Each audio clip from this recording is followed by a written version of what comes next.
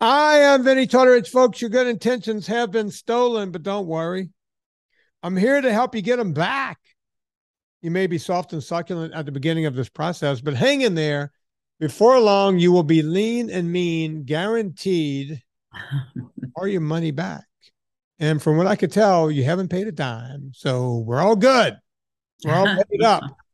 It is the Friday show. And this is the one where I bring on people who are way smarter than me. As it turns out, that's not so hard to do. But these are luminaries, folks. We've had all the best of the best on the show. The Tim Noakes is. We've had the Pearl Mutters. We've had them all on here. You name it, we've had them. The William Davisons of the world. And we've also had this woman on once before. She was one of my favorite guests. I can't believe I was still living in LA when she came on last. I remember interviewing her and we were talking before the show. Her interview was so powerful and so strong. I was remembering from maybe 2 or 3 years ago stuff about what she said. Her husband. I got the age wrong. I said late 40s. It was it was 50 or 51, and just what she was able to do with her husband after he had early onset dementia. We will talk to her right now without any further ado. Dr. Mary Newport. Doctor, how are you? I am great. How are you? It's always you put a smile on my face every time I see you because you're always smiling. So Yeah, I just can't help myself. I don't know what it is. you spent most of your career. Let's see if I can hit this. Mhm. Neonatal, right? Was it Yeah. neonatal? Newborn intensive care, 30 years. I did that. You see, I pride myself on trying to remember stuff without Mhm. looking it up because I worry about brain function. Right. I played football through college. Mm. Back in my day, now, I watch pro football. If helmets touch each other, it's a penalty. I don't know if you ever watch football. They're throwing the yellow rose of Texas all over that field. Every time two helmets touch, back in my day, Mhm. it was you used your helmet as a weapon. Yeah. So we were getting hit, and there's so many guys my age with CTE, and getting depression. I don't have depression, thank God. Hmm. I'm an atheist, and I'm thanking God. I don't. Every now and then, boy, if I can't, like, I've never been able to remember names. It's just a thing for me. I call everyone Pumpkin or Sweetie, and I know that now that's not good but I think because of my age, I'm allowed to do it. Um, because I can't remember names. I've never been able to remember names, and I'm not going to try to start now. But I'm always challenging myself to remember Mhm. and to do hard things, mentally hard things, mental gymnastics, if you will. Yeah. Um, but boy, I worry about it. I'm turning 60 this coming week, and I do worry about it. So whenever I say neonatal, if you would have said no, I would have been depressed for the rest of the day. Going, Yeah. I should. No, you got it right. You got it right. Yeah. So A lot tell of people me, are worried. yeah. So you go from neonatal, and then all of a sudden, I'm going to let you take over here because Yeah. your story, the truth is always stranger than fiction. Hmm. Talk about your husband and what happened and what Yeah. he figured out. Yeah. Yeah. Okay. So my husband, Steve, was an accountant and he worked for my practice. It was awesome. He stayed home to take care of our kids and he was able to work from home. That's like widespread now, but then it was very unusual. And he loved taking care of our kids. And he was an awesome accountant. He was into kayaking. He read novels.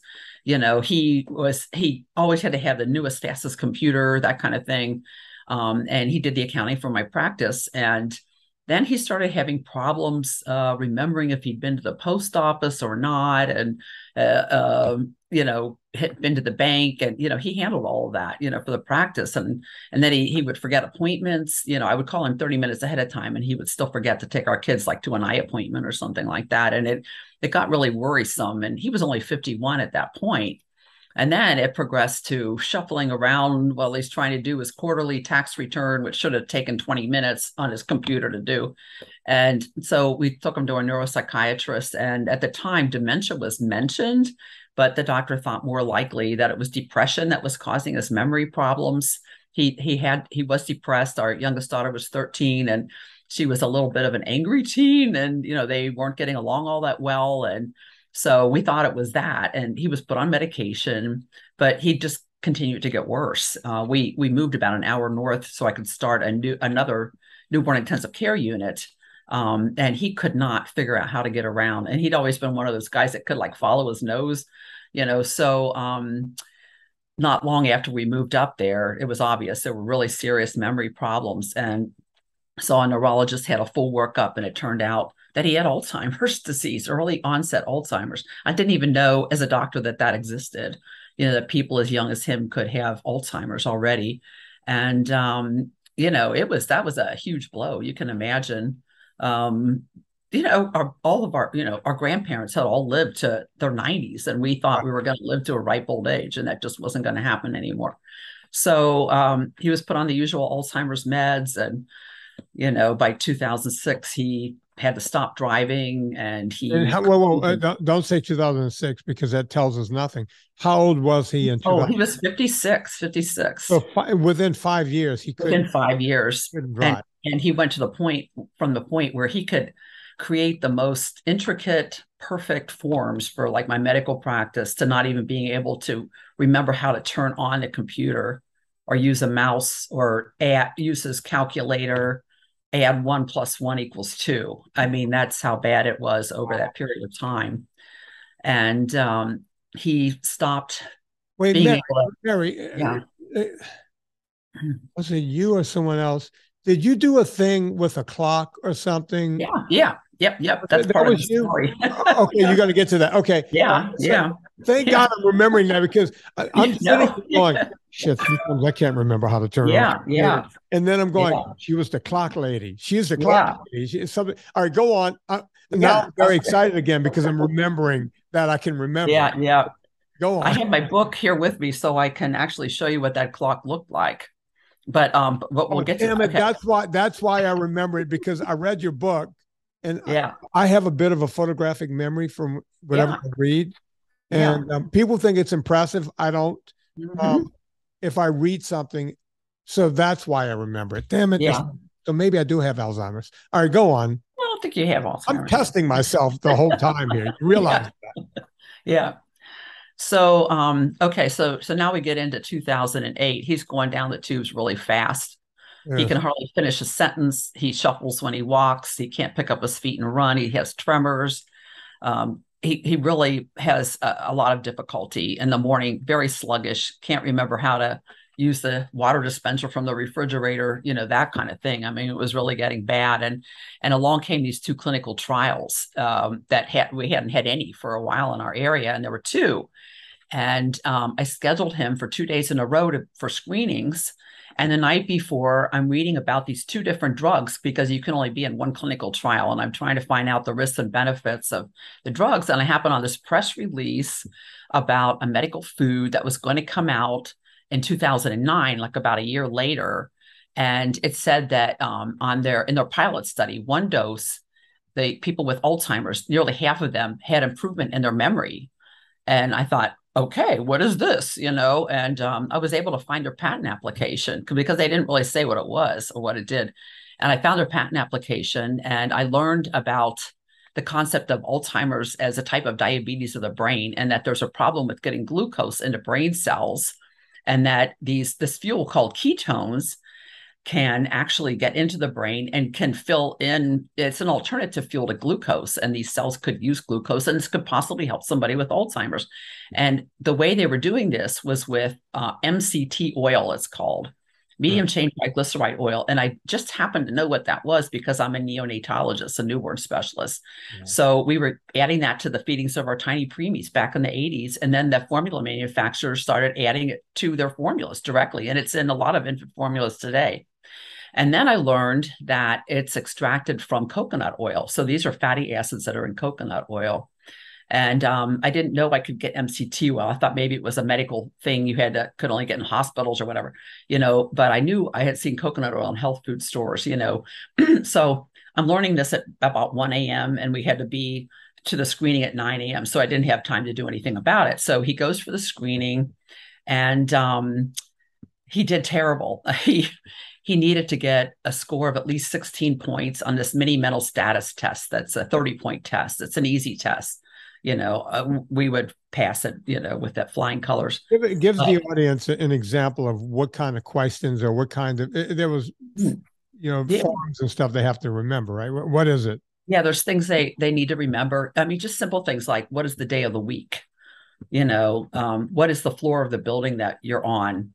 What is the season?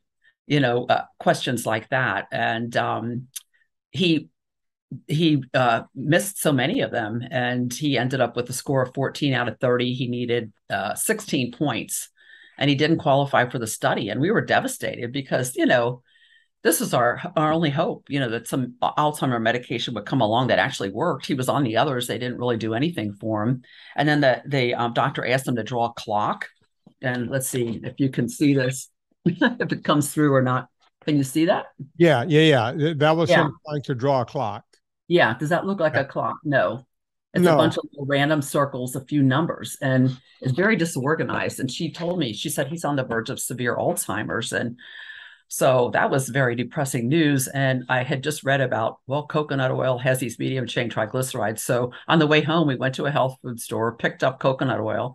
And then when we got home, I kind of went back to my freshman biochemistry. I looked it up online. What are medium chain triglycerides? I found the composition of coconut oil, fatty acid composition. I figured out if I give him a little over 2 tablespoons of coconut oil, that should equal the dose of the medical food that they had used. Right. So the next day, I gave him coconut oil, and it's kind of solid, semi-solid at room temperature. Mix it into oatmeal for breakfast. And about 3 hours later, was his screening for the second trial. And this time we're in a different city and a different building, obviously, different company. And he gains 4 points and qualified for the study. He remembered. Just want to be clear. Same test? Yeah. Same test, same exact test. But the things he gained on had changed. It was a different day of the week. He got the day of the week. He got the season, which he didn't get the day before. He knew what town we were in, which was different, and what floor of the building he was on, which was different than the day before. Did you coach him up at all? Like walk? Well, they told me. They said on the we're on 4. We're on 4. Steve, we're on 4. Steve, 4. Can you remember one number, Steve? Yeah. Did you do anything like that? Yeah, I didn't even know that was really part of the test. I knew the season and the day of the week were, right. So we kept talking about it on the way down, and he kept getting it wrong all the way down.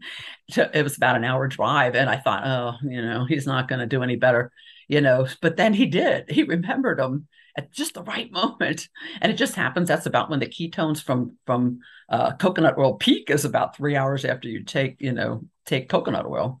Right. So I thought, okay, well, were we just lucky? Was it prayers? Was it, what was it? Was it really the coconut oil? And I thought, okay, we're going to at least keep this going. But he told me that day, he said, it's like the light switch came on in his head. That's how he felt. He felt different right away. Wow. So the next day and every day after, I started giving him a little over 2 tablespoons for breakfast. And then I started cooking with it. I thought, the ketones from like the MCT oil only last about 3 hours. And I said, well, what does your brain do the other 21 hours? Your brain constantly needs fuel. Even when you're sleeping, your brain needs a lot of fuel. Right. So I thought, why not just give it to him throughout the day? So I got every cookbook known to man on coconut oil and recipes, and just started cooking with it. And over the next few days, it was really remarkable how much he improved.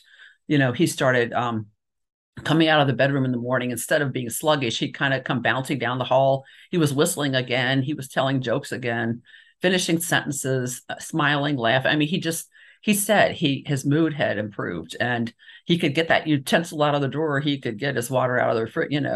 It was just like, and about the 4th or 5th day, we're like, our lives have changed. Something has happened here, clearly. And, so I became completely obsessed with ketones and this idea of helping people with Alzheimer's. And, when I knew, and this was something on the shelf that people could do right away. They didn't have it's in Trader Joe's. And, Mary, to hear you tell the story, mm-hmm. if Disney did this story, you would go, okay, it's a little too fantastical. It seems like it, right? It really does. But you're a medical doctor. Hmm. I'm a man of science, Yeah. and I'm always skeptical. But Yeah. and I think I might have told you this the last time we spoke. And I Hmm. really kind of hate having people like you on because I own a company that makes a coconut oil product. Yeah. Folks, this is not me selling my ultra fat. Yeah. Yeah. I'm not doing that. That's not why Mary's on. Mary's on Yeah. because she's got a book that you guys are going to want to read. We're going to talk about that in the second half of it. Yeah. It's always good to talk about that at the end, Mary, because that's when Yeah. more people go, wait a minute, I need to go pre-order that right now. But Yeah. look, I beat leukemia back in Mhm. 2007, Mm. 2007. And, I had a research scientist who was my hematologist. She didn't really take on patients. She took me on as a friend of a friend. That's why I had this think of Dr. House, but in female version, right? Mhm. And so she took me on and she saved my life from leukemia. Yeah. And she said, now listen, the type of leukemia you have, not had, will return.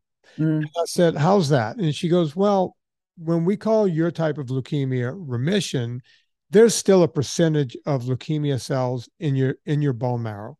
And Yeah. it's just going to grow back. And she goes, but don't fret because the protocol we use this time will work again next time. And she goes, as a matter of fact, in 5 years, she goes, there's already new protocols.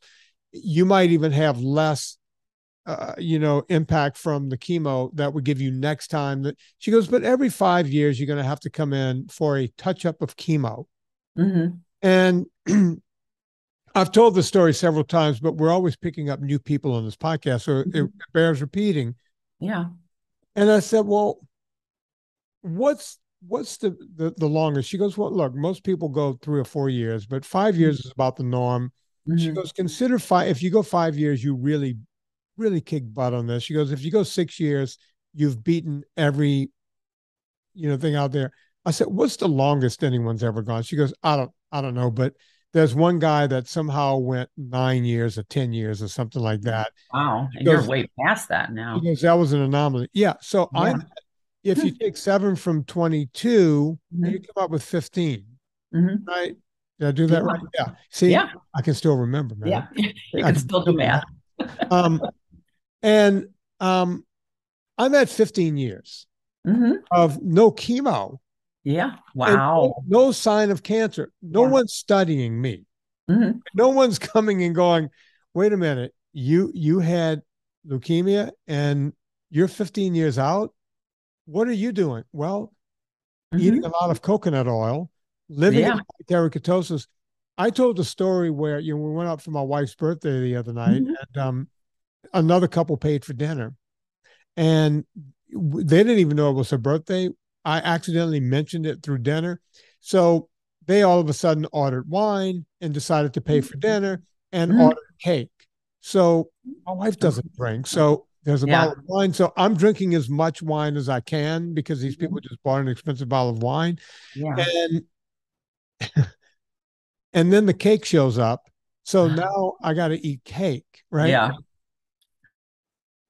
I woke up the next morning because I call that a life into living moment, right? Hmm. Yeah. The two things I did was check blood sugar. It was 110. I was Hmm. like, okay, this can't stand. Yeah. Second thing I checked was ketones. I was down to zero point 0.4 millimoles. So Hmm. I went, I didn't You were lose, still in I was ketosis. still in Yeah. ketosis, even though my blood was whacked out all night, but Yeah. I still hung on to some semblance of ketosis. Yeah. I didn't eat until 1 o'clock that day. I went out and did a long walk. I went to the gym. I went to the gym right behind me and worked out. I did everything I could to get my body to get back in check. Hmm. By that night, I was pulling, 1.3 millimolars and my blood sugar was back down to 86 where it Wow. needs to live. That's impressive, but it's amazing what a piece of birthday cake can do. They Oh, call it birthday syndrome. People with epilepsy that are on ketogenic diet yeah. they'll have birthday cake. A child just happens to children, and then they'll have a seizure. The next thing they do is have a seizure, and they call it birthday syndrome. Yeah, You and look, know, it's a real thing, right? it is a real thing. And no one's studying me. Did Disney come to you and say, "Hey, Mary, we need to do a thing on your husband"? Uh, Not yet. is there a No, documentary about Mary Newport? Anything? No. no. Wait a minute, I'm a documentarian. Oh, hey, let's do a documentary. Yeah, I gotta get the money. If Yeah, we find the money, that's the problem with doing documentaries. yeah, Someone's got to fund it, yeah. right? Very true. Yeah, Your thing would make a great documentary, and I know yeah. you're involved with Charlie Foundation to some degree. Yeah, yeah, Jim Abrams. Yeah, I know him. I actually know him, and he's in my book. You know, the story of the ketogenic diet, what happened with him, Yeah, and you probably know that. You know, they're studying ketogenic diet for cancer, and and this very aggressive brain tumor, glioblastoma, is kind of where they started with it. yeah. It seems to be very effective at shrinking those tumors and slowing it down. You know, controlling it, and so, they're using very strict ketogenic diet for cancer. And there's something like at least 3 dozen studies going on now worldwide, clinical trials of ketogenic diet for controlling various cancers. And coconut oil and MCT oil, like the Charlie Foundation, their dietitians, they recommend people include that in the diet because they are ketogenic. And there are many other benefits of coconut oil too. It has anti-inflammatory substances. Lauric acid in it is antimicrobial. It kills all kinds of bacteria, viruses, including coronavirus. There's studies in the Philippines showing that, and it kills just the dental bacteria that you see that in the news sometimes that Yeah. they predispose you to Alzheimer's if you have poor like dental decay. And you can swish it in your mouth, and you can The oil pulling. gingivitis and plaque and everything in your mouth by doing that with coconut oil. But so lauric acid, and then another cool thing about lauric acid is there's a study from Japan showing that it stimulates ketone production directly in astrocytes, which are the brain cells that nourish the neurons. They can shunt ketones directly to neurons, and that they've done this in the dish, and they just need to prove, that this does happen in living creatures. So that's remains to be seen. But I strongly suspect that's why Steve improved so much with coconut oil, which has relatively lower, ketones compared to MCT oil. So, there's just a lot of good things about and it's virgin coconut oil that has all these things. If you get refined coconut oil, you'll lose a lot of that. Thank you, Mary. Thank you, because I tell people all the time, they go, "Hey, should I just buy MCT oil?" And I always say to them, no. For two reasons. Number one, they're refining something that doesn't need refining. Mm-hmm. Number two, if you get just a speck too much of the refined stuff, you better have a bathroom close, because it will run through you. Regular good virgin coconut oil won't run through you that way. If you have a little too much, you might get a little stomach distress, but you're not going to get. And I'm going back to my product. It can be explosive. Yeah. I've been talking to Beth Zupicani about, we're thinking about putting my product on the Charlie Foundation site. Yeah, I know Beth. I know you know Beth. She's great. And I don't know this, but my first documentary, Jim opens the documentary. He's the first person you see. And I love Jim Abrams and what they're doing over there. And I don't think medicine is doing enough to recognize what's going on with that, number one. And number two, what you've been able to do. I want to go back to pick up where we left off with your husband. But I want to ask you a question that I know everyone is asking themselves, and I would be remiss if I didn't. When you started doing this with Steve, it was several years ago, and it was 2008. Yes, and that was before Dominic D'Agostino and company started figuring out ketone salts and ketone esters. Yeah. So the first question anyone's going to ask is, wait, can I bypass the oil turning into ketones in my body? Can I just take an ester or a salt? What say you? Well, I kind of encourage people to do both, because if you take coconut oil and an MCT oil, but coconut oil tends to sustain the ketones longer. I actually started mixing. I used whole coconut oil, but then I started mixing coconut and MCT oil. Dr. Richard Veach at the NIH, who was a ketone expert, was saying, just forget the coconut oil, just give them MCT oil. You need to get higher ketone levels. And I thought, okay, if I mix them, I can have steady higher ketone levels. Right. So I started actually mixing them. I was not going to give up coconut oil because that's what he improved with. And I thought, if I stop that and he gets worse, I'm going to like shoot myself, you know? Yeah. So I kept both going. And then I met Dominic. We met Dominic probably in about less than a year after that happened. We happened to go to a research update at USF, and he recognized us from a newspaper article that had been in our regional newspaper about it. And he was working on ketogenic diet for Navy SEALs. They can have seizures when they dive for 10 or 15 minutes with 100% oxygen. And he read this, and they had interviewed Dr. Veach, and he talked about the ketone ester. And Dominic introduced himself. We got to be really good friends. We still are. He just wrote the forward for my new book. And he's. I need to get Dominic back on the show. He used to come on yeah, all the time. yeah. The reason these Navy SEALs have such a high oxygen um, situation is because they use something called the rebreather. Yeah, yeah, they can't have bubbles coming up. They can't they can't have regular scuba because you exhaust the bubbles. The rebreather puts it back, and you're breathing higher incidence of oxygen. And now I'm nerding out. I'll try not to nerd out on the podcast. I'll let you guys nerd out, and I try to make it normal. So I think there's value to both. I do both myself. You know, I'm worried about Alzheimer's because I have it on both sides of my family, very strong on my mother's side. Her mother, her sister, three of my cousins now, my older cousins, all have Alzheimer's, all have had it. And so I'm really worried about it, but I seem to be doing fine. But like the day Steve started doing this, I started taking it too. I started taking coconut oil. When we added MCT oil, I added that. And I also do take ketone salts, ketone esters. Probably over the course of that first year, especially when I met Dominic, that's when I learned about the Charlie Foundation from him. And so we started paying, we were already doing like a Mediterranean diet. So it was already lower carb, low glycemic index, that kind of thing. Adding the fat made it more ketogenic. And Steve was just kind of naturally getting rid of, eating too much fruit. And he would leave the bread, he'd leave the rice. And I finally just started taking it off his plate, not even putting it on because he wasn't really even eating it. He didn't seem to need it. And so he was effectively on a ketogenic diet. We just didn't have the home meter to be able to check it at that point, in 2008, 2009. So we really transitioned to that. It was very beneficial for me too. I was like getting a little like, now what was the name of that medication? Things like that. And it that kind of went away. And I felt like I increased I call it mental endurance, because I was obsessed with getting this message out. And I was writing to people constantly, reading emails constantly. And I couldn't really believe how many hours a day I could do things like that, but I really kind of attributed it to the coconut and oil, that was happening. Anyway, so if you take, include coconut and MCT oil, at least coconut oil. I mean, some people do great with just coconut oil. People with Parkinson's, sometimes some of them have said, I do better with coconut oil.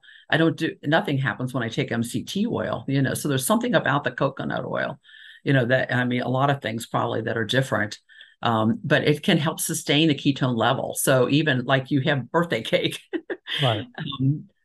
You still have a ketone level because these oils they turn to ketones no matter what you eat.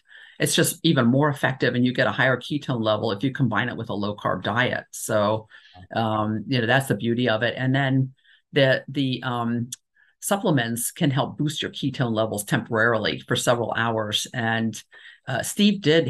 I don't know if we got to talk about this the last time, but Steve was a pilot study of one person with the ketone ester, with Dr. Veach's ketone ester. And this was in 2010. So I wasn't allowed to talk about it. It was confidential for a few years. I don't think I remember you talking about Dr. Veach, but I don't think you mentioned the study. Yeah. Dominic knew we were doing it, but there weren't too many other people that did. And so Steve became a pilot study of one person with the ketone ester. And Dr. Veach was really hoping I would stop giving him coconut and MCT oil, but I said, no way, I'm not going to stop. Yeah. But he was at a point where he actually got into that clinical trial. And it turned out, we learned later, he was on the placebo for the first 18 months. Oh, And then wow. it was a crossover. It was so we knew that wasn't for that drug, that helped him, that because he was on the placebo. And the only thing that was different was what we were doing with the diet, the coconut oil, MCT oil, and so then he did switch over to the drug, and his hair started growing out white. He had like a white ribbon, coming out, and he Mhm. started having weird symptoms. He fainted. He had abrasions that wouldn't heal. Like he had one on his shin that wouldn't heal for a month. It was ridiculous. He'd nick himself shaving. It would bleed for 3 or 4 days. Wow. You And know. what was the drug called, Mary? Oh, it was called semaglutide, and it was supposed to remove beta amyloid plaques from the brain, which is one of the hallmarks of Alzheimer's. It was supposed to remove the plaques.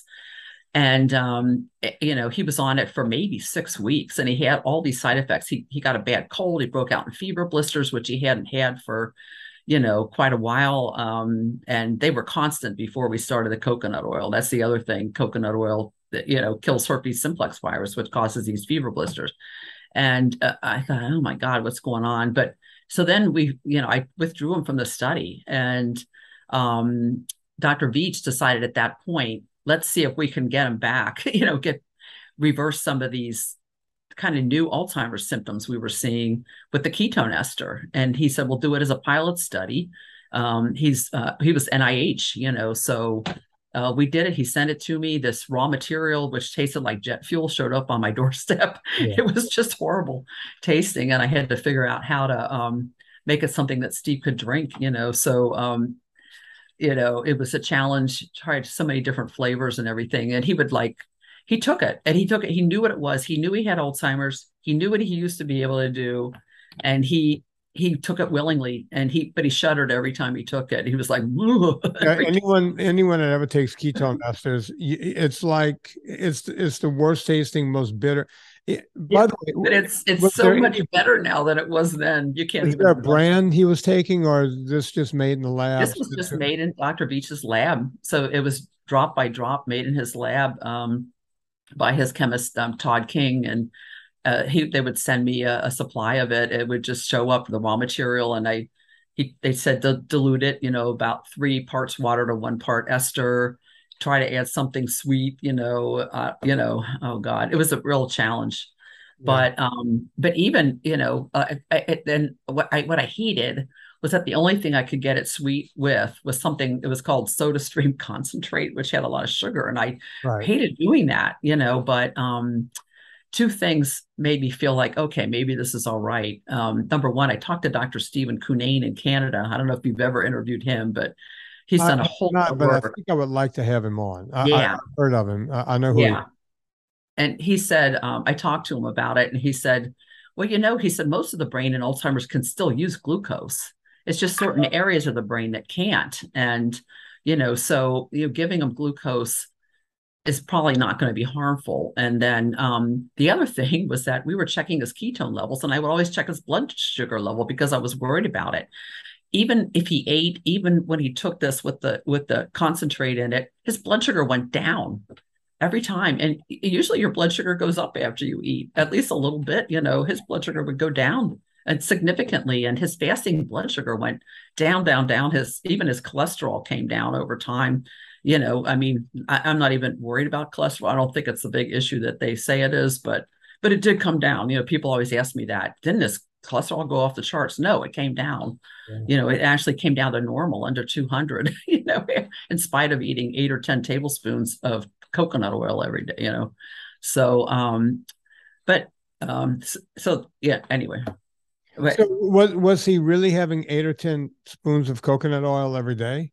yeah, well, the combination, coconut and MCT oil, eight Well, to I mean, 10. We worked up slowly. It took months to get up to yeah, that because point. your stomach, I tell people go, man, I'll take a big scoop with a spoon and just put it in my mouth. They'll go, Yeah. that doesn't mess you up. It's like, no, I've been doing it for, straight now for about Yeah. 15, 16 years. Yeah. We worked up slowly. Yeah, And, it takes a while. yeah. To And he begin. never could tolerate C8, with that one, there's a type of MCT oil. It's called C8, there are a couple brands out there. And that's what the medical food was. He would have that. He was in the bathroom like 15 minutes later. Yeah. For some reason, he just could not tolerate particular version of MCT oil, but there's one that's C8 and C10, and he did fine with that, and always did fine with coconut oil, Yeah. So, but you do have to kind of work up very slowly, and it did take us months to get up to that much. But then we were cutting out, substituting it for other fats and carbs, getting rid of a whole lot of carbohydrate. And he maintained a really healthy weight. He was 5'7", he was 165. He was a muscular guy. Yeah. He had, was doing kayaking. He'd been a wrestler in high school, and and he maintained his weight, thereafter. And blood sugar was excellent. He was pre-diabetic before we started the coconut oil, and that all resolved. It sounds like we're doing an infomercial and it's too good to be true, but yeah, I mean, I'm here to say, yeah, and I hate to be the one to say this because like I said, I have a company that makes a product called UltraFat that is coconut oil mixed with almond butter, organic almond butter, and it works like a charm. And people go, "How many do you have a day?" And it's like minimum 2, sometimes 5. Like if I'm on a hiking trail or out in my kayak, I'll kayak for 4 hours. There's several of them in the kayak with me, and I'm 60 years old, and I'm still doing all this stuff, no problem. And and when I'm at home, I don't just use my product. I'll put coconut oil on a spoon, put it in my mouth. Especially, if I'm doing yard work or something, moving wood, in the wintertime, I do cords of wood. I do it all myself. And that's backbreaking work. I don't want to stop for lunch or whatever. I'll just come in, stick coconut oil in my mouth, and then take one of my things and put it in the mouth, the UltraFat. Yeah. Back out and work for several more hours. Yeah. They call that a fat bomb. Yeah. You probably know that. Yeah. Just a big dose of fat. And people go, "Oh, come on, your cholesterol, your this, your that." Like, number one, saturated fat doesn't automatically have cholesterol associated with it. Number two, coconut oil has no cholesterol in it. There's no cholesterol, but if you ask Dr. Michael Greger, he'll say, "Oh no, this clog your arteries like everything else." Because that's a fantasy. That's an old myth, and so you can imagine what it was like for me trying to talk to doctors about coconut oil. I learned it was an artery clogging fat. I believed that up to that moment in time. I believed that, and I wondered why it would be in a health food store. And then I found out that basically the hydrogenated oil industry, so we're talking margarines, shortenings, the people that were producing those things, coconut oil was a big competitor for them, because if you think of what Crisco looks like, what coconut oil looks like, they're trying to get higher shelf life by doing this to the fats. Coconut oil has a 2-year shelf life at room temperature, so that they were their big competitor, and they just tried their darndest to they started calling saturated fat the artery clogging fat, and then coconut oil became the artery clogging fat. And it was basically politics and industry that, and not science, right, that drove that. It was the 1950s when they did the first campaign back then. And they also did it to palm oil, which is very similar. They said tropical oils, and they're so different. They couldn't be more different. Yeah. So I've spent a whole lot of time actually writing, reading everything about coconut oil, and like most people don't know that most plant oils, soybean, olive, all of these, sunflower, safflower, they all have some saturated fat in them. Yeah. And it's long chain saturated fats. And it's the same saturated fats that are in animal fats. It's just less in the plant oils. Coconut oil it's very high in saturated fat, but only 11% of the fat in coconut oil are these, and it's in the same range as the plant oils of these saturated fats that are in animal fat.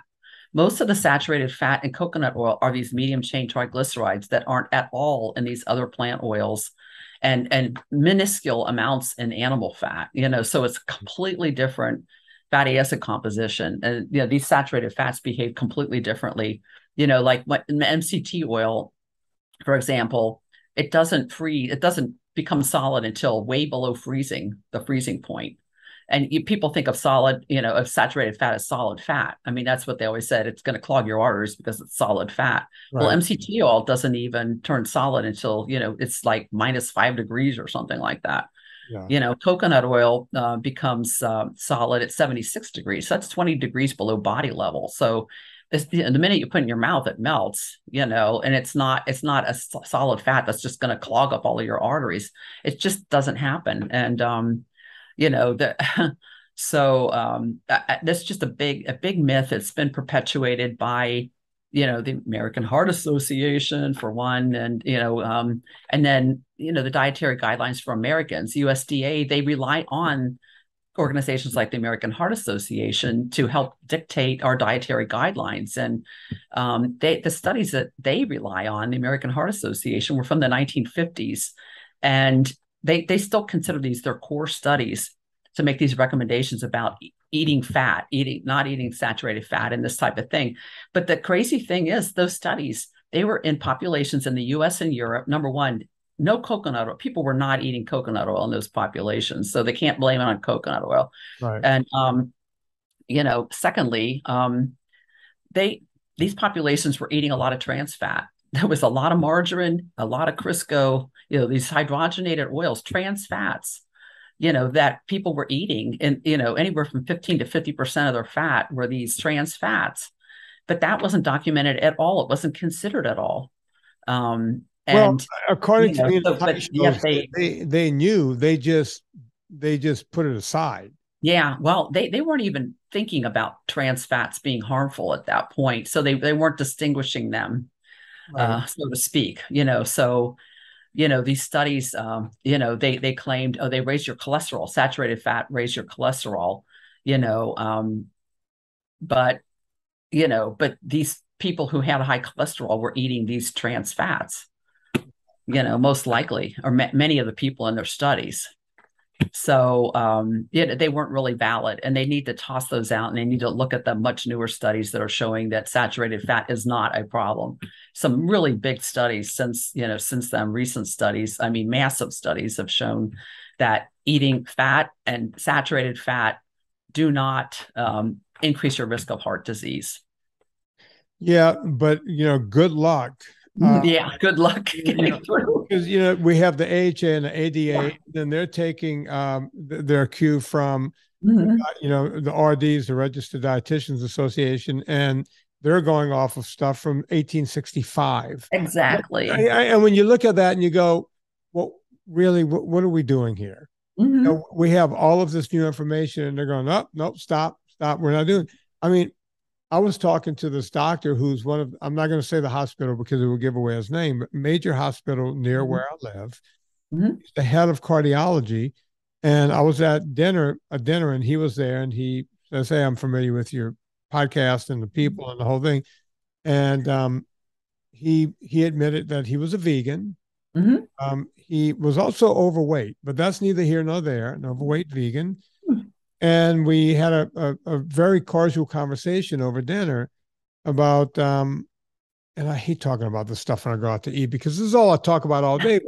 But I said to him, I said, well, Doc, you're the head of cardiology. And I said, yeah. I said, do you still operate? He goes, yes, I do. I said, are you an electrician or a plumber? And he said, I'm a plumber. Because there's two type of Yeah. cardiology, right? Yeah. Unclog. You have to unclog. Yeah. One that unclogs and the other one that puts pacemakers in Yeah. and, Yeah. and burns Yeah. ablations and does all this kind of stuff. And he goes, I'm a plumber. I said, okay. So when you have a clogged artery, when you go in there and root it out to put a stent in, what are you rooting out of there? And he goes, plaque. Mhm. Okay. Does plaque come from cholesterol? And he said, well, no. I said, well, what do you have against cholesterol again? He goes, well, the plaque gets in there and then the cholesterol goes in right at the end.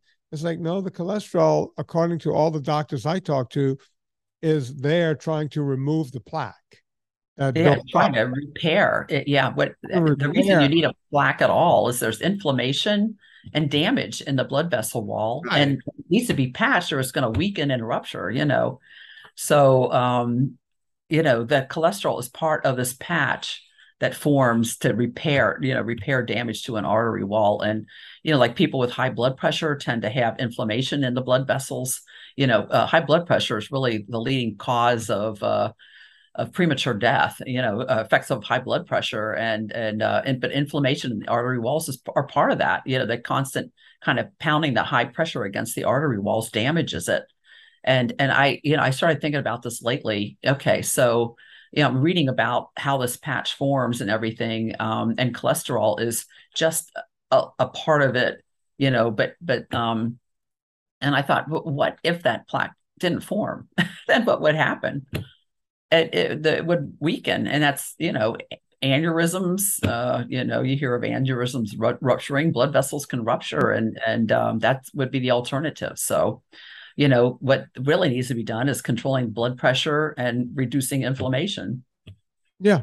But yeah, they're not looking at that diet, and they don't. How much do they talk about diet? They say get rid of your fat. They have their guidelines are wrong. I just totally believe that their guidelines are wrong on that. I'm going to do a quick ad here, and then I want to talk about the book for a few minutes before Okay. go, if you don't mind, folks. Villa Capelli olive oil. Notice the good doctor was talking about seed oils and everything else. She did not mention fruit oil, and that's what you get when you have olive oil. Yeah. Capelli olive oil is the good stuff, and it's the stuff you want. Did you know, Mary, I'm going to ask you this. Did you know that in the United States, we're able to cut olive oil up to 40% and still call it pure 100% olive oil? Our wonderful FDA allows that. I heard something like that. Yeah, pure 100%. That's why you need to go for extra virgin olive oil. Well, not even that. That's the thing. Even right. You could put extra virgin. You could put first press. You could put whatever you want on it. Those are just blah, blah, blah, blah, blah words. Yeah. If it's 60% olive oil and 40% seed oils, and by the way, by the time you do that, they need to add a flavor to it, a color, and a perfume to make you think you're getting olive oil. None of this happens at Villa Capelli. Villa Capelli is 100% pure olive oil. Puglia, Italy. I've spent time in Puglia. It's a wonderful place. My sister-in-law, Kristen, got a house for us all there a couple of summers ago. What a wonderful place. Puglia, Italy. And boy, they got olive trees everywhere. Villa Capelli olive oil. Look, I'm so sold on this that at my vitamin company, we use their olive oil to hook our D3. You got to hook it to an oil. We hook it to actual Villa Capelli. That's how Italian I am. I actually hook my D3 and K, my Metaquinone 4 and 7, to an olive oil because it's the best way to do it. Villa Capelli, you want to save money, put in promo code VINNIE, VINNIE, 10% off every single time. Go to Villa Capelli. Oh, another way to save money is if you spend over $100, you can get free shipping. So spend about $112, $115 after your 10% discount. You'll still be over $100. That will trigger free shipping. And when you're buying a 3-liter tin of olive oil, that's a significant savings. Get the free shipping, put in promo code Vinny, and you too could be in dietary ketosis, just like Dr. Mary Newport. Villa Capelli olive oil, go there and let them know we sent you. Mary, you have a new book out called what? Keto? Wait. Yeah, I got a picture of it. Oops, too Hold far. it back a little bit. Before we do that, if you can, I want to go back to something before we do that. Your husband cannot draw a clock. The first round. I want to quickly finish that story. Yeah. At some point after eating a little coconut oil here and there, getting his ketones up. Yeah. Show us the clock he built, Mary. Okay. Well, the top one is the second clock. That was 2 weeks later. Yeah. So you see a circle, you see all the numbers are there. Still disorganized, whole lot of hands of the clock. Yeah. And then 37 days is the bottom one there. It's kind of cleaned up there. And then he told me, he says, well, what I was trying to do was, draw a line to try to match up the numbers to get them across from each other on the clock. He said he wasn't drawing hands of the clock. He told me that later, and I thought, well, that's really interesting, but this was a huge improvement from those few little circles, Even the second one, 2 weeks later, I mean, that's 2 weeks of being in dietary ketosis and eating coconut oil. Yeah. Completely. And this is in your new book, right? Yeah. You also have this this is in my new book. Yeah. All right. And let's see the outside of it again. Okay. So this is the new book, Clearly Keto, by Yeah, clearly keto for healthy brain aging and Alzheimer's prevention and by that's by Mary Dr. T. Newport. Mary T. Newport, Yeah, MD. This is not a chiropractor, folks. This right. is the real deal. Mhm. Mary, tell us what we'll learn in the book. Okay. So you're going to learn so much. Look how long this book is. Yeah, it, It's, it looks like War and Peace. I mean, it's yeah, going to take me a while to get it's through it. got everything in here. But yeah, it was ambitious. This is how I spent my pandemic vacation, was writing this book. It took about 16 months, but so you'll learn about the problem of eating too much sugar. I think that is like one of the number one problem with the diet right now. People are just eating too much sugar, and a lot of it's high fructose corn syrup in these processed, ultra processed foods. It's extremely inflammatory and damaging, and it probably explains most of the complications of diabetes. Just the fact having a chronically elevated blood sugar, and you can diabetes type 2 diabetes can be reversed with a low carb diet, higher fat diet. And people, Dr. Eric Westman, another MD at Duke University, he's had over 4,000 patients. He's been doing this for 20 years. He gets 80% of them get off completely insulin and their oral medications for diabetes. They lose weight. They get their hemoglobin A1C back down to normal over time. It takes time, but they can go into remission with their diabetes. And he calls it remission. They're not cured, because if they go off the diet, it will come back. It'll go back up. Yeah, it'll come back. By the way, folks, Eric Westman's in my first two movies, Fat, a Documentary, and Fat 2. And Eric, as it turns out, is going to be on the show in about 2 weeks after this. So look for, I love every time Eric comes on the show, because he always brings the goods. Just like Mary here, they bring the goods, and you need to hear these people. So tell all your friends that 2 weeks from now, Eric Westman is back on the show.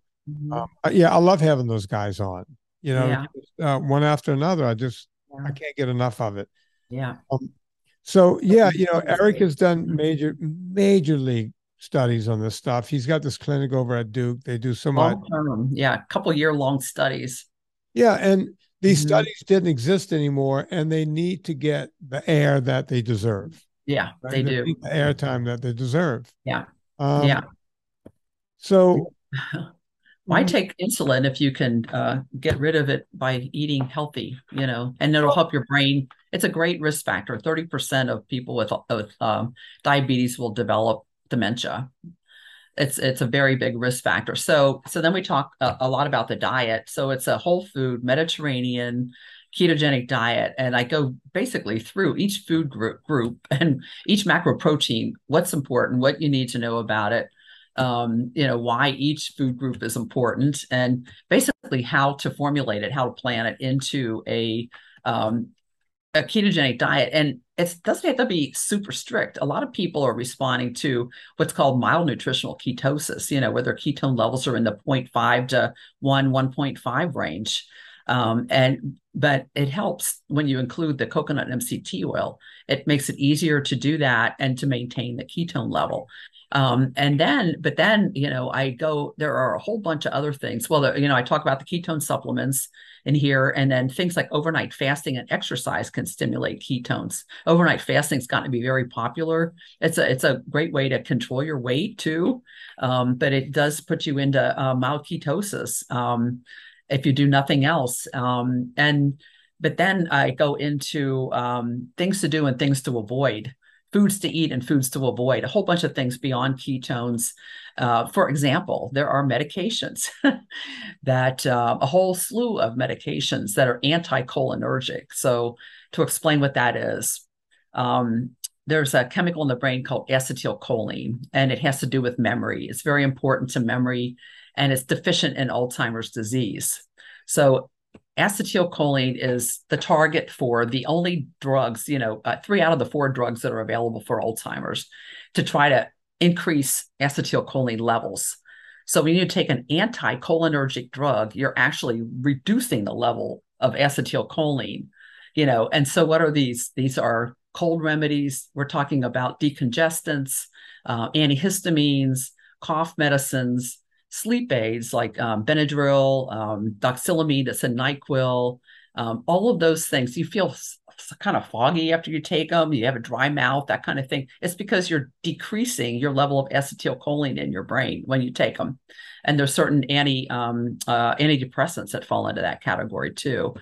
So I've got a section on medications that can worsen, can cause confusion, can worsen dementia. So people that already have it may get more confused. And some of them are for bladder control. I mean, just so many different medications that can do this. And some people are taking multiple medications.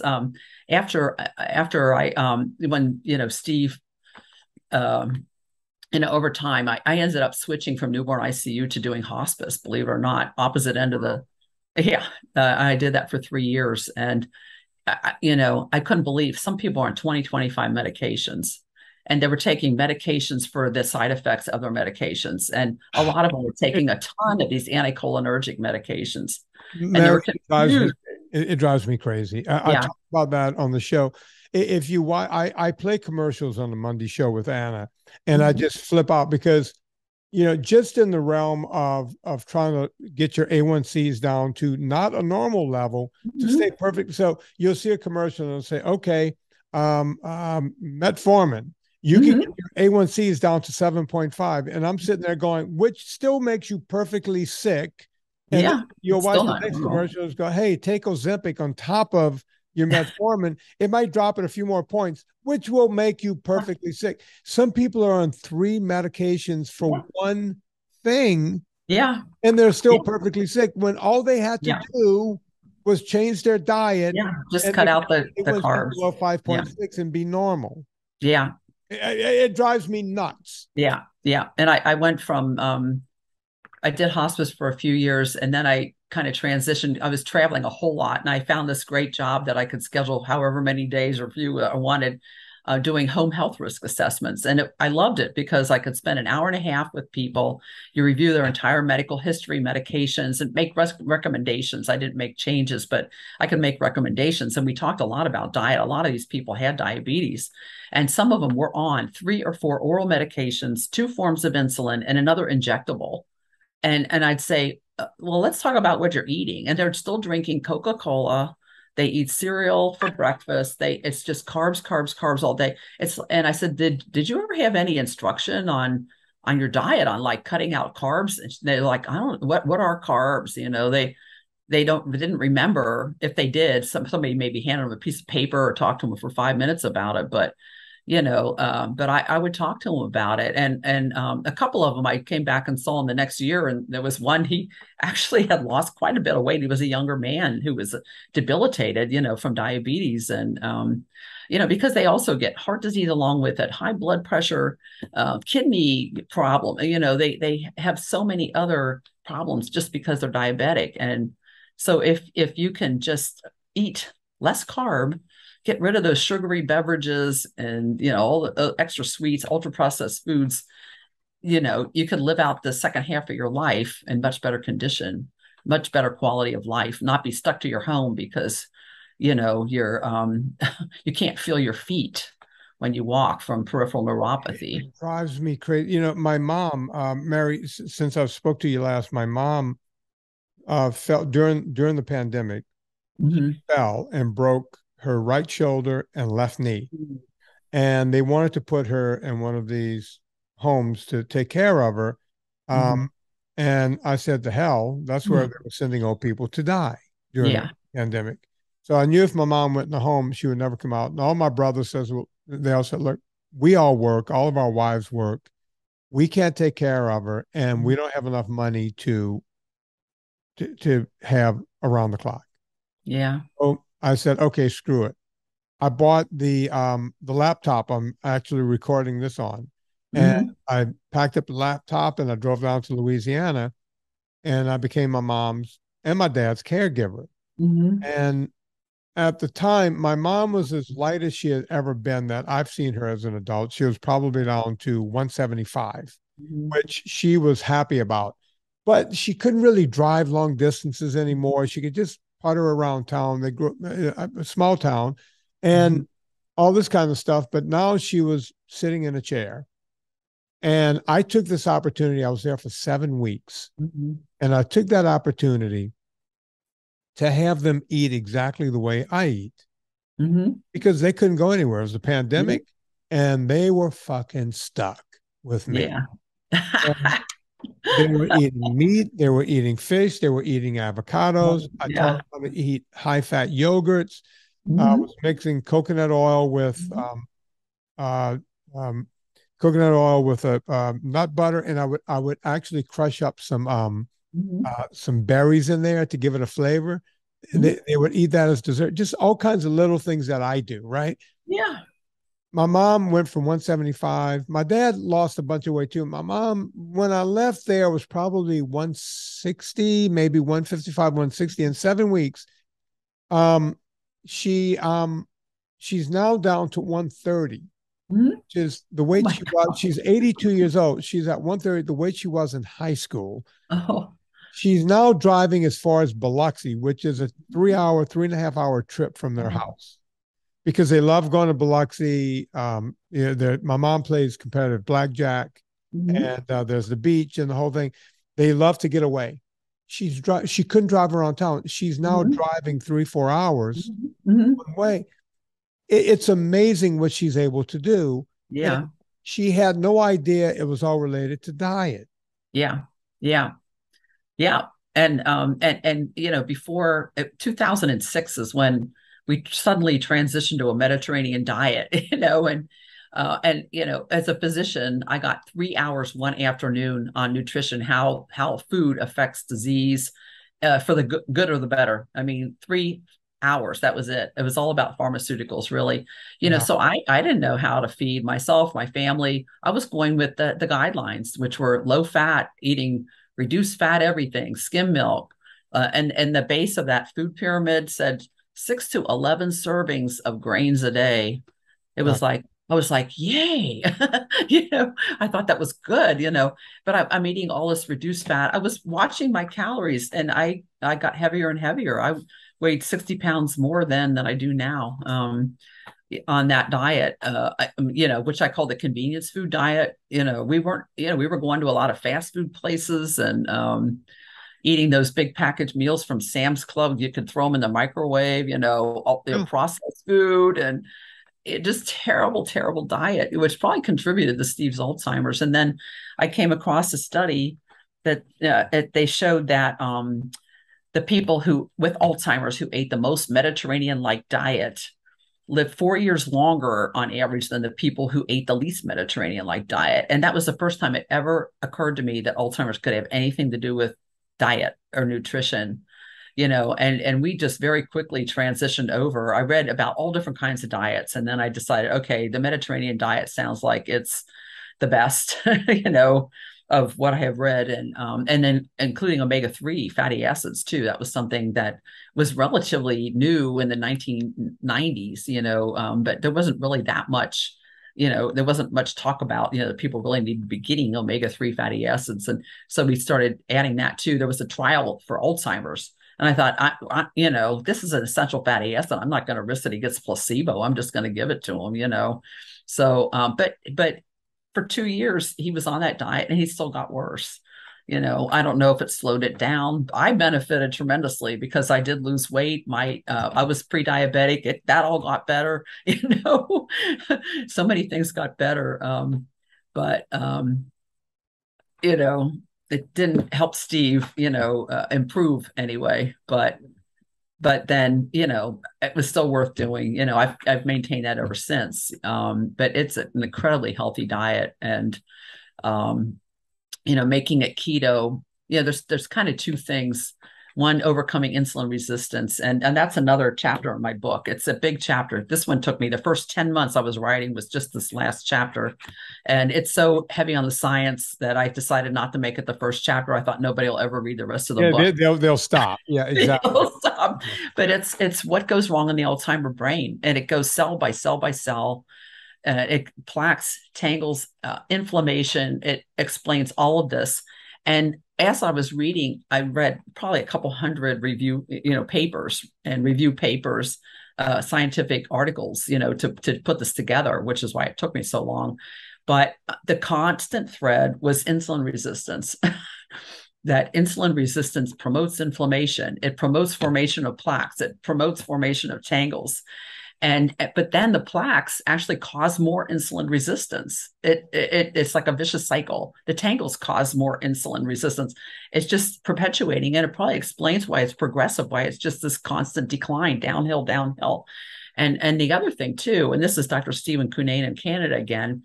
He's been doing these ketone and glucose PET scans, and he's scanned more than 300 people, adults of all ages, but focusing on the elderly and healthy, normal, older adults and people with Alzheimer's, people with mild cognitive impairment. And he has found that there is what he calls the brain energy gap.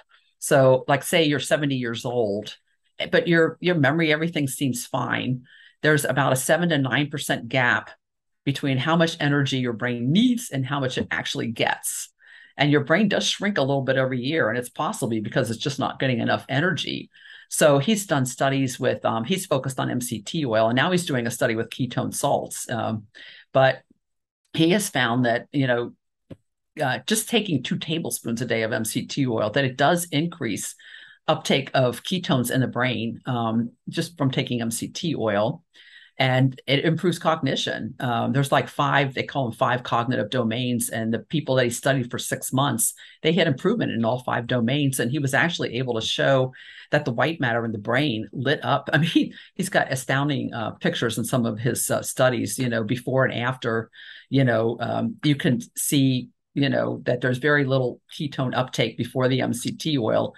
And after, it lights up, the ketones, it just lights up. And Mary, let me ask, he did that with salts, not esters, the study? He did, the study was with MCT oil, but now he's studying ketone salts. He has done other studies. He did another study with ketone salts, and he looked at the brain, and I mean, it showed that too.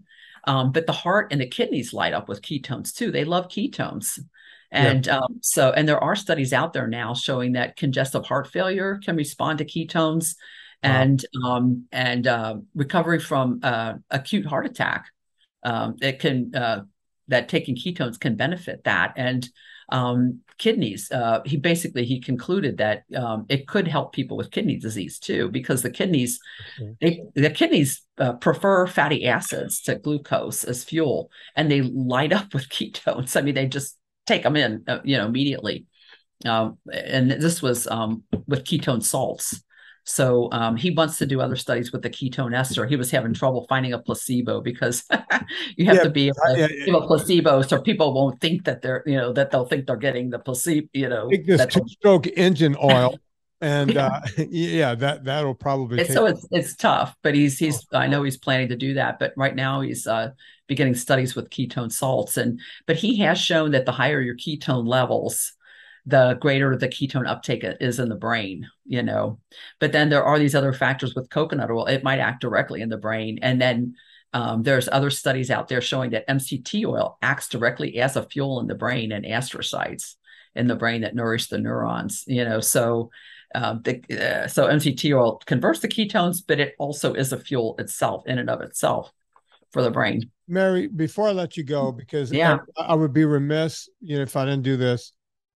When it comes to a brand on keto, I look, I'm a big fan of just going to Trader Joe's and getting their unrefined coconut oil. Yeah. Do you have a brand? Because that's going to be the number one question I'm going to get. Oh, yeah. A brand that you like. Well, I've actually tried a whole lot of different brands. A lot of them come from the same producers in like the Philippines. They just put their own label on it. Oh gosh, none better. You see, that's what I hate to kind of say. I just you don't have organic, unrefined coconut oil and that's answer enough. That because I'm asking because the audience will go, why didn't you ask which brand she was doing? Because there's not a brand. You gave me the answer I wanted to get. That they're all pretty much the same, and I like the unrefined stuff too. As a matter of fact, Trader Joe's has a refined coconut oil, and I tell people, no, don't spend the extra 75 cents on that. It's not as good as the unrefined. Right, the unrefined is much better. There's a group in there's a group in Australia that they put out big reviews about coconut oil and Alzheimer's disease. They're an Alzheimer research group, so they do everything Alzheimer's. But they decided to actually investigate this instead of just poo-pooing it right away, like a lot of these people do. They decided to let's check this out, and so they've written a beautiful paper. They talk about the medium chain triglycerides, but all the other factors in coconut oil. I mean, there's even substances that can help inhibit or prevent the formation of those plaques in the brain. And decrease inflammation, like I said. So there's a lot going on for coconut oil, and they've written papers about it. But I've gotten to visit coconut farms and coconut factories in the Philippines and Thailand, and they're these big producers, and like I said, a lot of people just put their label on it here in the U.S., and you can be getting the same product and paying double for it from one company versus the other. Yeah, I tell that to people all the time. Now, when it comes to salts and esters, now I know Human is out there, and is there any company making better salts and or esters than anyone that you would recommend?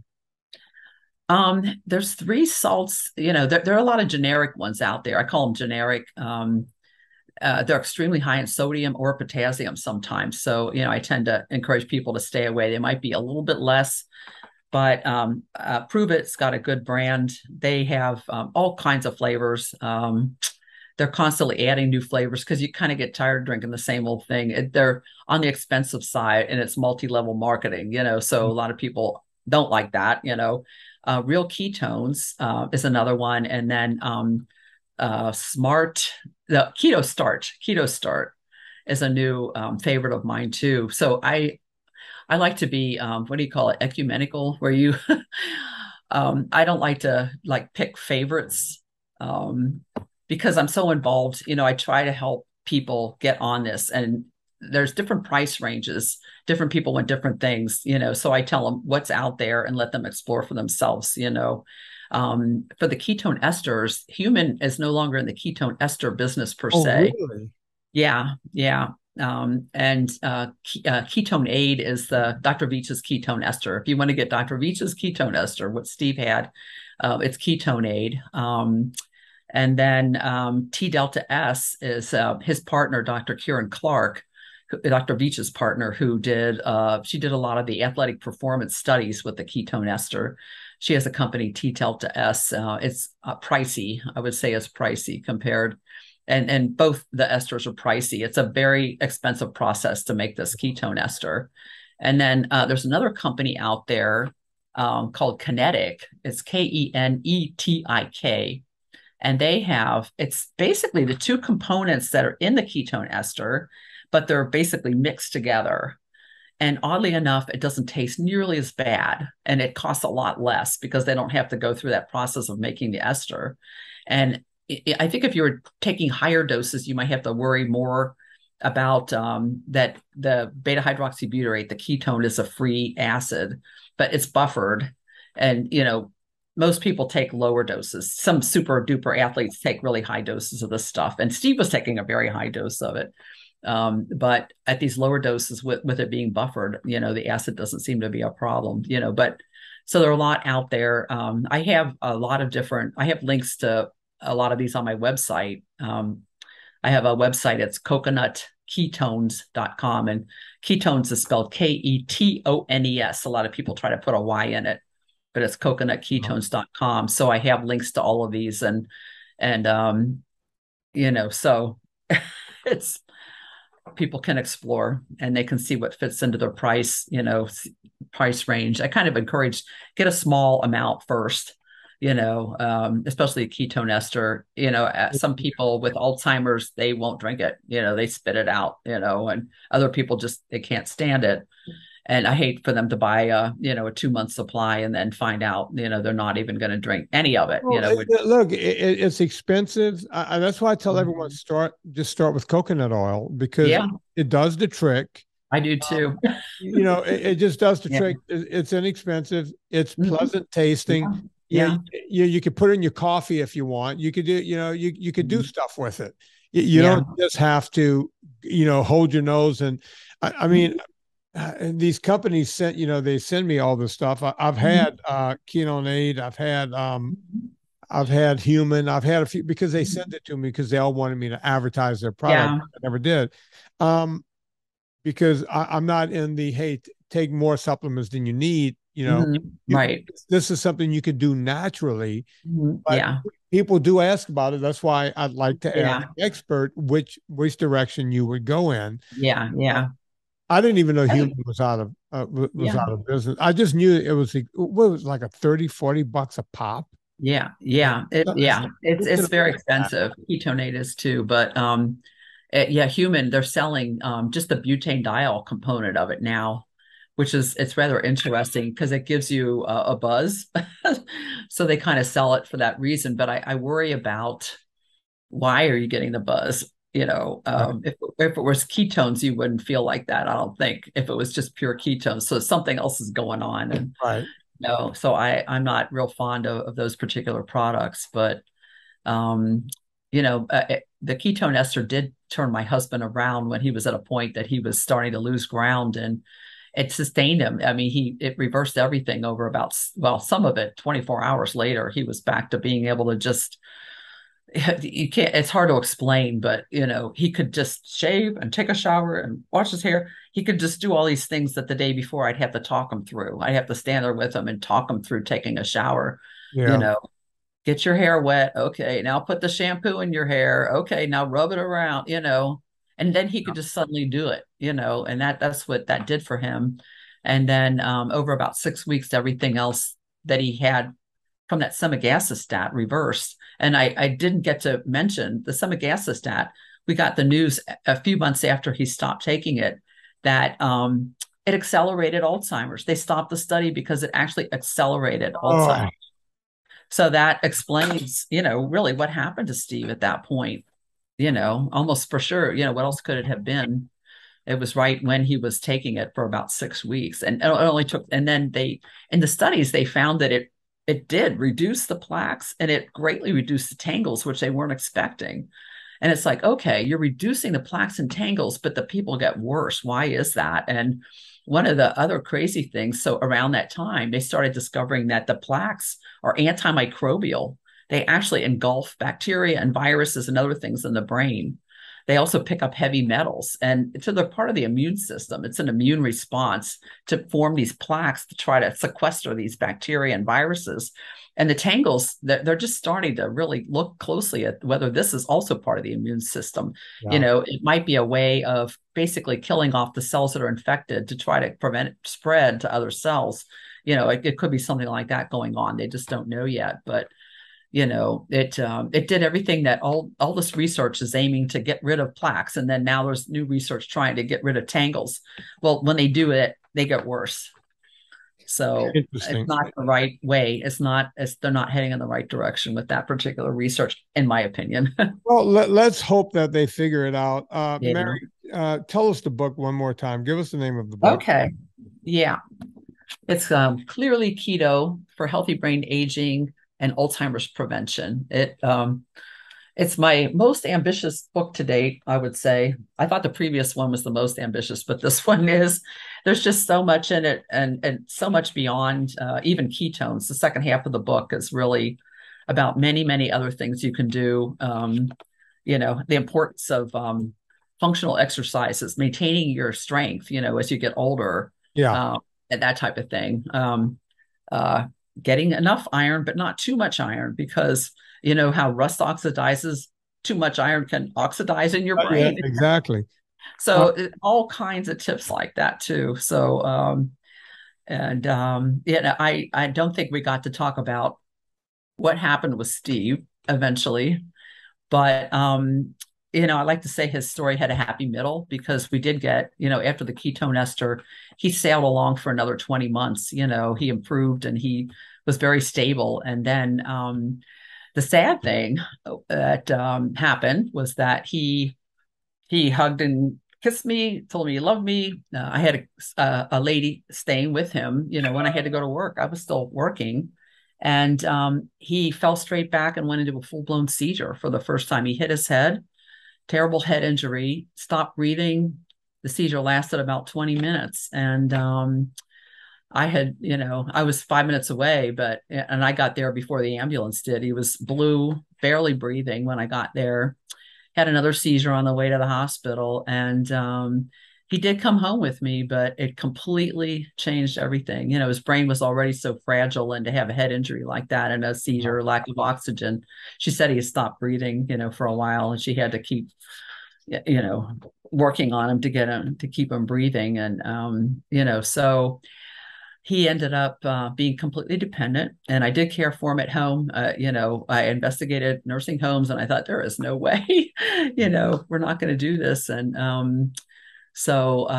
I kept him at home. That's when I started doing hospice myself, because at some point he went into hospice care, and I thought, this is great that doctors and nurses come to your house. And at that point, newborn ICU was just no longer an option to run out any time of their day or night, to an emergency.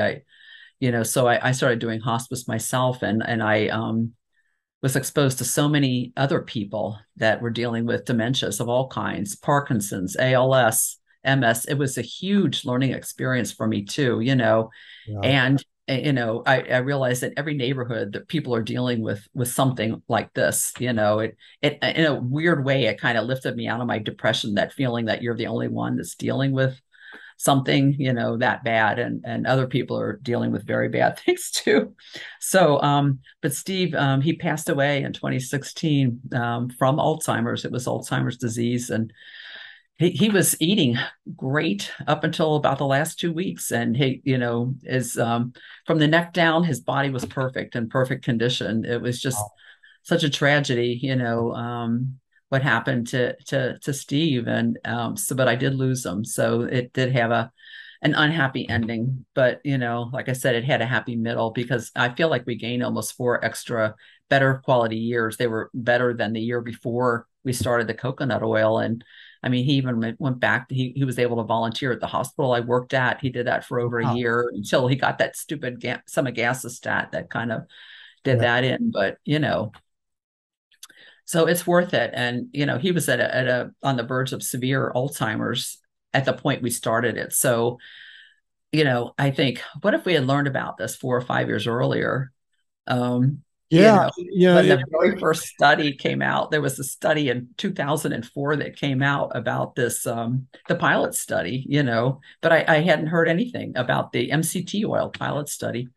And I think if I knew about it 4 years earlier when he was first diagnosed, I might still have him here with me. It's very possible. And I've been following some people very long term now, and 10 years, 8, 10 years that they've been stable and improving. And I'm actually just finished writing a third edition of my first book, and I included some of these people. A lady from Germany that we met in 2010 with Lewy body dementia, who's going strong, and 12 years later, and she started coconut oil, and then she started overnight fasting and more ketogenic diet. She added all these things.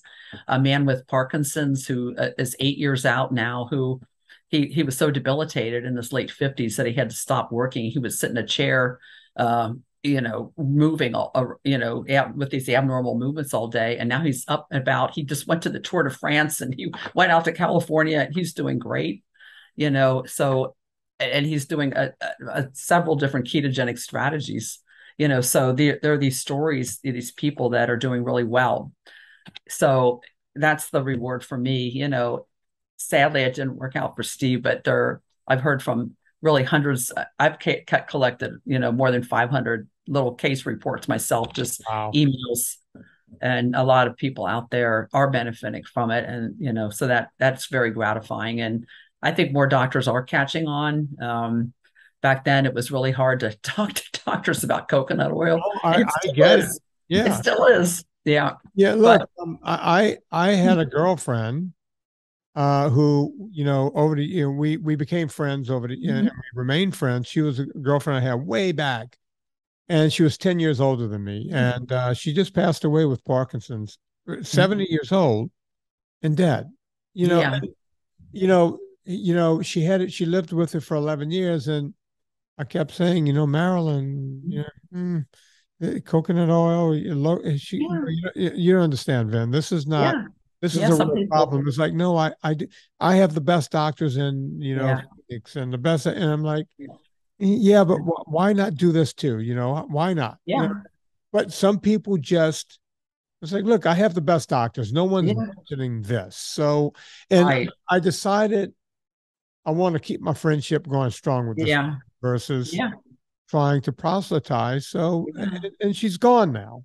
Yeah. And, sometimes I sit back and I go, I'm Mhm. having a scotch on a Saturday night going, should I have pushed a little harder? What should I have Mhm. done? You know, how much can my wife take of me talking to my ex-girlfriend? You know what I'm talking about? That kind of Yeah. Yeah. Yeah. you, Yeah. And I run into that too, with people that or their doctor said, "Oh, coconut oil is it's so bad for you. Don't, and it's like, you can't overcome that. When somebody's doctor tells them that, it's really yeah, hard to overcome that idea. And there are these so sometimes what I tell people that there's a high lauric acid coconut oil out there. Most of them are not don't have any lauric acid or maybe 1% the MCT oils, but there's one that's high lauric acid. And I tell them, okay, if you're afraid of coconut oil, this one they've taken the heavy fats out. I tell them they've taken the heavier fats out that the cardiologists are worried about, but it has the lauric acid that kills all these viruses and bacteria, and it has the lauric acid that can stimulate, possibly ketones, and they're doing a study with that very oil in Australia. That same group, that Alzheimer's research group, and they did a pilot study, and even they did it with healthy older adults, just a pilot study, and they even though they were cognitively normal, they improved their cognitive scores with this oil. It's really interesting. So, that's an alternative. If people are just reluctant, I suggest it, and then it's up to them if they want to do it or not. Ultimately, it's their decision and their choice. But you just want to throttle them a little bit and say, just do it. Yeah. yeah, and that's always the case. You can only proselytize so much before you start losing friends. So, Right. Mary, we're going to make that the final word because Yeah. I could go on with you, and please Yeah. promise me you're going to come back before we I go will. I 3 will. 4 years or whatever in the hell Yeah. it's been. It's always great catching up with you. Hang on, I want to say goodbye to you off the Okay. air. Folks, Okay. there's several things I need to tell you. One, yes, I still do the consult. Someone was asking me the other day, hey, do you still do those consults? Go to vinnytortorich.com. You can sign up for a consult today and be talking to me as early as tomorrow, unless you sign up on a weekend because I don't do that anymore. I only talk to people Monday through Friday. Find a time. And yes, it is me picking up the phone. That's the other question. People, when I pick up the phone and do the consult, they go, oh, it's you. Say, who did you expect? It says you talked to me. So there you have it. When you're on vinnytortorich.com, always go there first before you go to Amazon. Click through the banner, bookmark it. Please use it every time. It's how we pay to keep this podcast going. We've now done 2,200 shows or something like that. And there's a lot of people who work behind the scenes. And the way I pay for it is by you using my website before you go to Amazon. It doesn't cost you anything, but it helps out over here. Also, we have a super fan page. It's like PBS. You guys give us a couple of bucks. So many of you have lost 50, 100, 2, 3, 4, 400 pounds, some people. And it's all because we have this free show. But again, we have to pay for it. I don't like coming out of pocket on this. So I ask everyone if you got a couple of bucks hanging around, that's how we get the Mary Newports of the world to come on to the show. The book is called Clearly Keto. Mary T. Newport is the author. Yeah. She's holding it up. We Yeah. have Mary, it's crazy. No one pays attention to me on YouTube. We might Mhm. get 3, 4, 500 people on Yeah. YouTube, but hopefully all 3, 4, 500 will buy that book. The Mhm. rest, the hundreds of thousands that we get, that happens somehow over magically on audio. So, folks, go buy Mary's book, and I can't wait to read it. Apparently, I have a copy that's already here. I haven't opened it yet, so I will go and do that. On behalf of Mary Newport, my name is Vinny Tortorich. Put life into living and do it with enthusiasm. Thank you.